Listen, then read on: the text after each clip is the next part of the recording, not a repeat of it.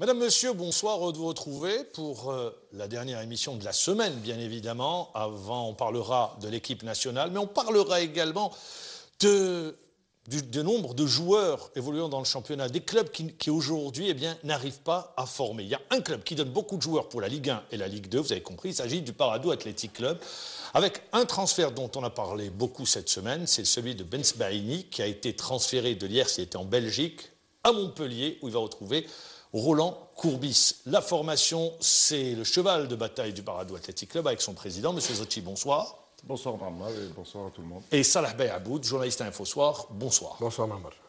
Monsieur Zotchi, ça fait à peu près 6-7 ans, je me souviens, c'était votre cheval de bataille et ça continue à l'être, la formation. Aujourd'hui, vous aviez lancé la première académie.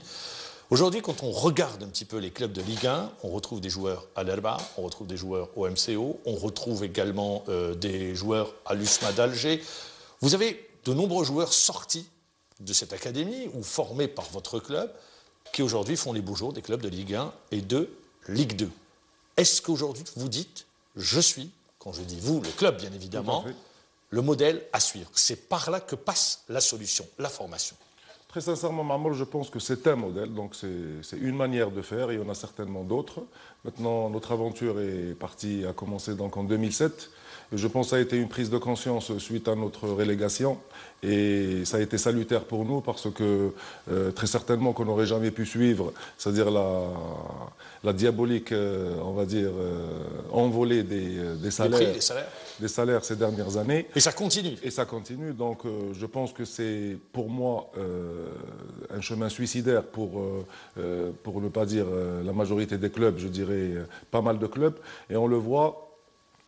Tous les clubs sont en difficulté parce que le nerf de la guerre reste quand même l'argent et les finances. Et puis ce qui vient greffer, on va dire, les finances des clubs et les budgets, c'est à 80% Parce que dans les le même temps, les sources de financement ne sont pas très nombreuses. Tout à fait. Elles sont étatiques par le démembrement à travers la collectivité locale. Je reste avec vous. Aujourd'hui, vous formez pour vous ou vous formez pour les autres? Voilà, donc, en premier, pour qu'on puisse comprendre. Tout à fait. Donc, à la base, nous, dans notre modèle, les joueurs, normalement, sont d'abord appelés à évoluer donc, dans l'équipe première de notre club.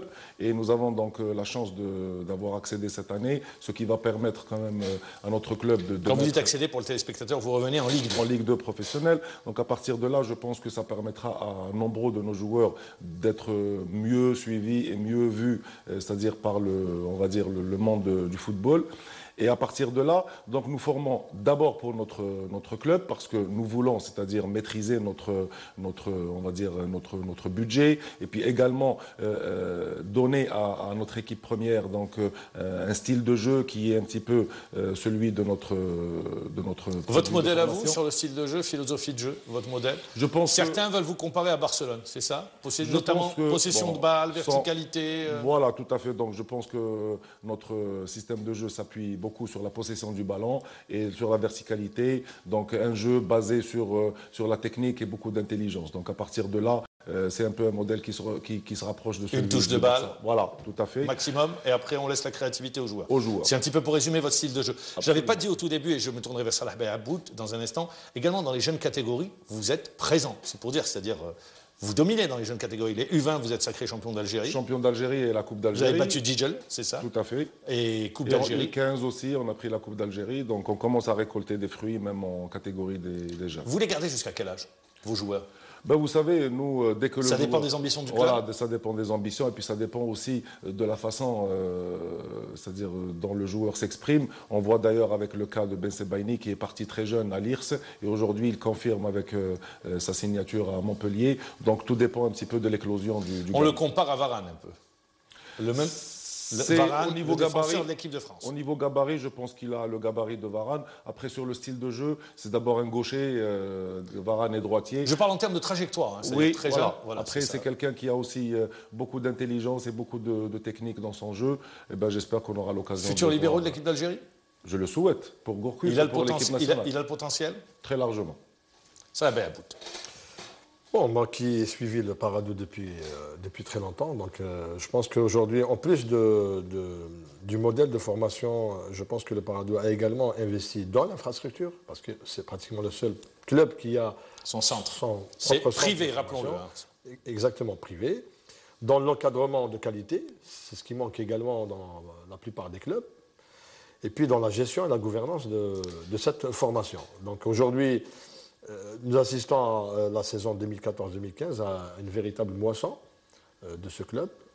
Vous l'avez bien cité au niveau des jeunes catégories et également les jeunes de l'académie qui ont contribué à l'accession du club, puisqu'il y a une douzaine, 14 joueurs qui jouent en équipe première et qui vont certainement continuer à le faire pour la saison prochaine en Ligue 2. Donc aujourd'hui, nous avons un modèle qui peut être parmi tant d'autres et qui indique qu'à la base, la formation, le travail, la patience, la sueur, les sacrifices, ce sont les seules vertus qui donnent des résultats dans le monde du football d'aujourd'hui. Alors, je reviens à vous. Je me rappelle à un moment donné, les enfants ou les jeunes, je ne sais pas comment on peut les jeunes, voilà, ne jouaient pas, les footballeurs en herbe ne jouaient pas. Ils n'avaient pas de compétition. Aujourd'hui, ils ont de la compétition. Ils arrivent dans le championnat de Ligue 2. Ils sont jeunes, la moyenne d'âge, c'est 18, 19 ans. Est-ce qu'ils sont prêts à jouer en Ligue 2? On sait que c'est dur, on sait que c'est très physique. Vous savez, la Ligue 2 amateur est beaucoup professionnelle. Je parle de la Ligue 2 amateur et aussi d'un niveau appréciable. Vous parlez du palier amateur. Du palier amateur, pardon. Donc est une division où vraiment il est très difficile de jouer. Ils sont quand même arrivés on va dire, à s'adapter. Maintenant, je suis persuadé que s'ils sont bien encadrés par quelques joueurs d'expérience, ils peuvent très facilement, c'est-à-dire s'imposer et puis même s'exprimer très très facilement dans cette division. À l'inverse de Barcelone, qui est votre modèle, vous, les entraîneurs ne sont pas issus du club. C'est-à-dire, je parle pour l'équipe première. Oui. Est-ce que c'est pas gênant un petit peu, parce que des fois ils risquent de ne pas comprendre ce que vous attendez d'eux? Est-ce qu'il n'y a pas un problème qui peut se poser? C'est vrai que le problème se pose. Maintenant, avec l'arrivée de Cherif El-Ouzzani, très sincèrement, on a découvert en lui un entraîneur qui est très très proche en termes de philosophie à la nôtre. Et c'est pour ça qu'on a vraiment tenu à le garder cette saison, parce qu'il est arrivé quand même à impulser, je dirais, une philosophie de jeu et puis une façon de faire qui est très proche de la nôtre. Après, bon, j'espère que cette saison, il arrivera également à faire jouer l'équipe selon la philosophie et selon le modèle de formation qu'ont eu les gamins, c'est-à-dire depuis leur arrivée à... Votre ambition, c'est la Ligue 2? Très sincèrement, on souhaite vraiment là maintenant nous positionner. Vous installer en Ligue 2. Nous installer en Ligue 2 et pourquoi pas, si vraiment on arrive à avoir une génération qui est capable d'aller un peu plus haut, ne pas tenter aussi. Pourquoi je vous ai dit, c'est pas, je vous ai dit, votre ambition, pérenniser le club en Ligue 2, c'est pas pour montrer qu'il y a un manque d'ambition, non, c'est par rapport aux moyens financiers. Vous savez, la Ligue 1 exige beaucoup de moyens sur le plan financier. Mais aujourd'hui, je pense que nous avons quelques coups d'avance sur pas mal de clubs, c'est les joueurs, parce que nous arrivons très très vite à pouvoir, c'est-à-dire on va dire, nous approvisionner en joueurs de notre académie, et voilà, et puis le turnover est là, et ça nous permet chaque année de pouvoir transférer, mais en même temps permettre à d'autres jeunes d'arriver en équipe première. Donc je pense que nous avons, par rapport à notre modèle, une facilité que beaucoup de clubs n'ont pas. Avant de passer la main à Salah Belaboud, une question. En source de financement, les transferts au Paradou, ça représente une partie importante? Pourquoi je vous pose la question? Je ne vous demanderai pas le chiffre, mais à peu près le pourcentage. Pour savoir justement, est-ce que c'est l'idée un petit peu comme la JOCR à l'époque, de former, de vendre, de pouvoir assurer cette solidité, cette assise financière? Non, mais je pense qu'il n'y a pas de mal à faire la corrélation entre la formation et le business, on va dire. C'est le football, c'est le football professionnel. Nous souhaiterions très sincèrement, même, je dirais, c'est intelligent, pouvoir nous appuyer à partir de cette saison sur le produit de notre transfert, et nous voudrions vraiment que les ressources qui viendront des transferts pourront nous permettre non seulement de financer notre académie pour la pérenniser, mais également le club. Bon, moi, je rajouterais également un système de prospection, parce qu'à la base, c'est vraiment des tournées, surtout à cette période-là de l'été, où les cadres, les techniciens du Paradou sillonnent un peu le pays pour dénicher justement les petites perles avec un réseau qui est vraiment bien émaillé. Et là, donc à la base, il y a toujours de la prospection avant d'entamer, je dirais même la préformation pour entamer par la suite la formation. Moi, je poserais juste la question au président par rapport à l'investissement. Si on peut avoir un peu une idée sur... combien ça coûte la gestion d'une académie sur une saison aujourd'hui. Je crois que vous êtes à la 4e ou 5e promotion de Tout à fait. Là, aujourd'hui, on a à peu près 65 pensionnaires au niveau de la structure, donc qui vivent sous le régime de l'internat. Et aujourd'hui, pour faire tourner tout cela, il nous faut à peu près 20 à 25 millions de dinars annuellement. 2,5 milliards. Voilà, 2,5 milliards. Donc voilà à peu près le budget avec lequel on tourne au niveau de l'académie. Je parle bien de l'académie. Ça, c'est l'académie. C'est l'académie. Après, au niveau du club, bon, cette année, pour pouvoir accéder, il nous a fallu à peu près 70 millions de dinars. Donc voilà, donc si on doit... Du club, justement, qui a accédé en Ligue 2, des joueurs de l'équipe type qui a accédé en Ligue 2, combien de joueurs sont ici de l'académie? Aujourd'hui, nous avons 12 joueurs qui ont participé cette année à l'accession. 12 joueurs issus de l'académie. D'accord. Et je voudrais revenir sur un aspect alors aussi paradoxal, que cela puisse paraître. On se souvient très bien, les enfants de l'académie, quand ils jouaient à Hydra, oui. Les stades étaient pleins. Quand l'équipe type ou l'équipe première joue, le stade ne fait pas le plein. Est-ce que la donne a changé ou pas? Très sincèrement, aujourd'hui, nous avons, depuis cette saison, un petit public et nous l'espérons encore plus nombreux cette saison à Hydra, avec l'accession qu'a réalisé le club. Et nous espérons vraiment la saison prochaine, avec la venue de clubs aussi mythiques, on va dire. Vous allez recevoir Schleuf, Blabès, la GSMB, c'est-à-dire pouvoir drainer un petit public très fair-play et sympathique au stade. Il va être homologué? Je me souviens qu'il y avait un problème. Ben, vous savez, techniquement parlant, il ne pose aucun problème. Après, nous espérons, il a été à un certain moment... Les riverains à l'époque... Voilà. Mais cette année, je pense qu'il sera homologué parce qu'il ne présente aucune contrainte ni réserve qui pourrait, c'est-à-dire, empêcher son homologation. Alors, question. On va revenir. Ben Spaini, le jeune qui a été transféré de l'IERS à Montpellier. Pour le Paradou Athletic Club, c'est des contrats blindés, c'est-à-dire il y a des revenus sur chaque transfert? Ah, ça c'est clair. Il faut savoir. Non, mais c'est le monde du football. Non, c'est le monde du football. Nous avons pour cela des juristes qui travaillent avec nous, qui nous assistent. Et donc, il faut savoir que le transfert de Ben Sebaini à Montpellier est un transfert qui s'est fait dans les règles de l'art. Et très sincèrement, le Paradou n'a pas été lésé dans C'est sous forme de prêt ou un transfert transfert définitif? C'est un prêt qui sera suivi.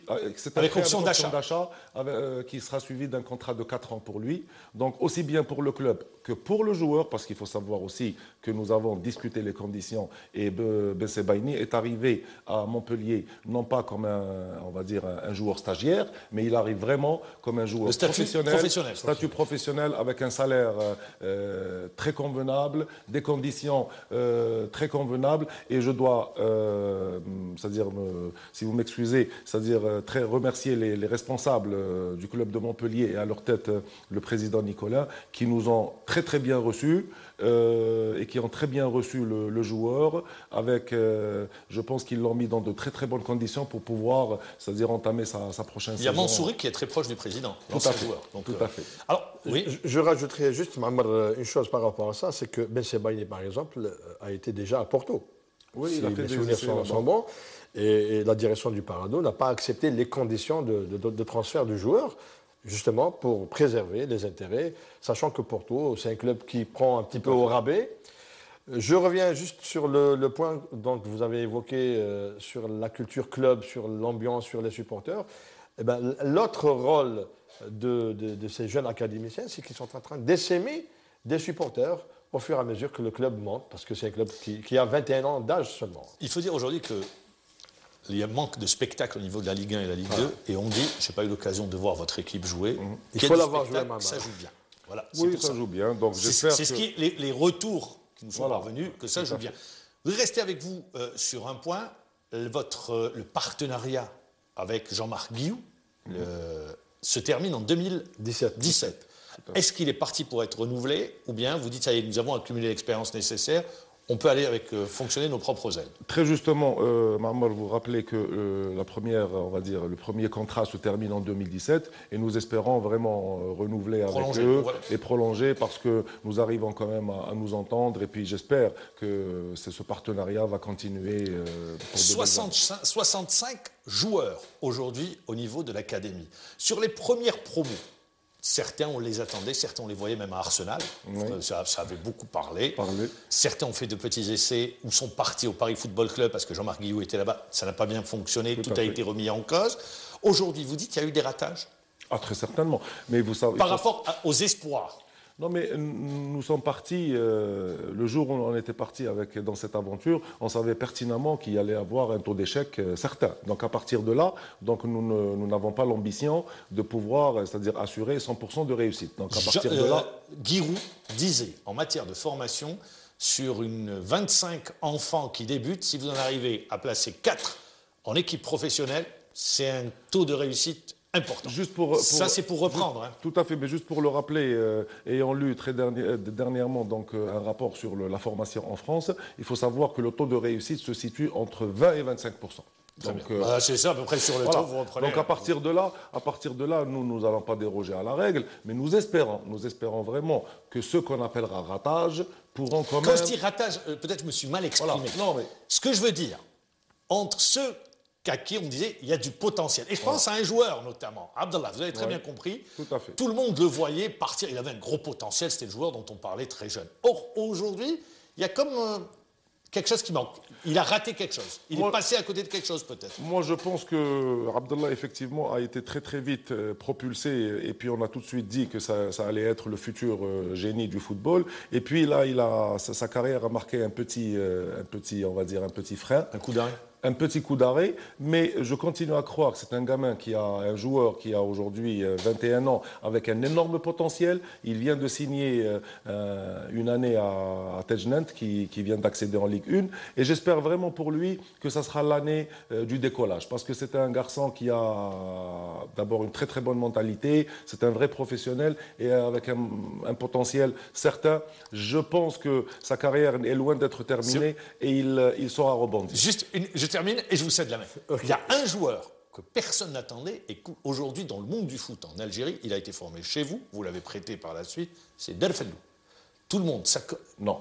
Derfellou est un produit de l'USMA. Il est venu chez vous après il est passé... Ah, très bien. Voilà, ça faire des essais, mais il n'a jamais joué au Paradou. Ah, il n'a pas joué au Paradou. Donc, il faut rendre à César ce qui appartient à César. Aujourd'hui, voilà un joueur dont on parle beaucoup. Et d'ailleurs, beaucoup de managers veulent l'emmener vers l'étranger.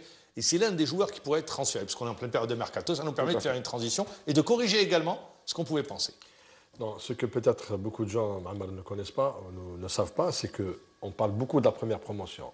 Mais selon les techniciens de l'académie de l'académie Jean-Marc Guillou, les promotions qui viennent, elles sont meilleures. Tout à fait. Sur le plan de la qualité. Donc il faut s'attendre à une crème encore plus... On les verra à quel moment à peu près ? Très vite, parce que vous savez, l'équipe nationale des U17 est en train de s'appuyer sur aujourd'hui. Aujourd'hui, il s'appuie. Voilà, l'équipe nationale des U20 qui est en train de monter, notre ami Mkhazni est également en train de s'appuyer sur les produits de notre formation. Donc j'espère que vous les verrez. Vous avez combien de joueurs à peu près ? À peu près aujourd'hui en équipe U17, il y a à peu près 7-8 joueurs. C'est la sature. Voilà, après il y a aussi 7-8 joueurs chez Mkhazni. Donc j'espère que nous allons quand même constituer, on va dire, l'ossature de ces équipes-là. Et très sincèrement, les spectateurs et les amoureux du beau football ne seront pas déçus. Aujourd'hui, président Zetchi, quand vous regardez 65 joueurs qui arrivent, beaucoup vous dominez dans les divisions, dans les catégories de jeunes, vous accédez avec une équipe dont 12 joueurs sont issus de l'académie. Vous dites aujourd'hui, je suis sur le bon chemin. Qu'est-ce qui vous reste encore ? Dans quel domaine vous devez vous améliorer ? Alors, je pense qu'aujourd'hui, nous devons nous améliorer en matière vraiment de conditions physiques. Quand je dis cela, c'est-à-dire parce que je vois aujourd'hui que le joueur algérien est encore en deçà en matière de conditions physiques, en matière... Moins costaud, disons. Voilà, en matière... Ça manque de puissance. Voilà, en matière de préparation, je dirais, de renforcement musculaire. Je pense que nous devons franchir des paliers qui pourront, c'est-à-dire permettre à nos joueurs d'aller plus facilement encore et plus jeunes dans les championnats les plus importants. D'ailleurs, ils ont engagé l'année dernière, voilà. Si je pense bien, un préparateur physique qui ne fait que ça. Qui fait que ça, oui. C'est plutôt de la musculation pour les joueurs. Je vais terminer. Vous y avait un tournoi qui a été organisé par le Paradou. Il est plus d'actualité ? Plus d'actualité parce que nous n'avons pas les aides nécessaires et c'est très compliqué de pouvoir organiser aujourd'hui en Algérie des tournois internationaux. Vos jeunes, on les retrouvera sur des tournois à l'étranger ? Pour le moment, dès que les finances le permettront. Dès que les finances le permettront. Vous allez suivre le match samedi, Algérie-Seychelles ? Et comment ? J'espère que... Pour vous, c'est une formalité ? Je pense que ça sera une formalité. Il y a un côté exotique un peu. Voilà, c'est plutôt ce côté-là qui va nous faire découvrir un petit peu l'équipe des Seychelles, qui est certainement une équipe sympathique. C'est la première confrontation. C'est la première confrontation. Mais je pense que l'Algérie est quand même évolué à un cran au-dessus et ça ne sera normalement qu'une formalité pour l'équipe nationale. Ça avait à bout de jouer sa conclusion. Oui, enfin, d'abord c'est un match officiel, hein, il faut le jouer, il faut respecter l'adversaire, ça sera une découverte. Je sais que c'est une équipe accrocheuse qui va essayer de jouer avec ses armes, qui va un peu se cantonner derrière et laisser le jeu aux Algériens, qui devront, eux, trouver des solutions, avec peut-être des joueurs qu'on n'a pas vus depuis un moment, comme Boudebouz, comme d'autres. Eh bien voilà, on verra. Ce qui est sûr, c'est qu'on reviendra sur ce match ce dimanche, toujours à 18h30. Merci de nous avoir suivis, merci d'avoir été avec nous. Bon week-end et à dimanche. Merci.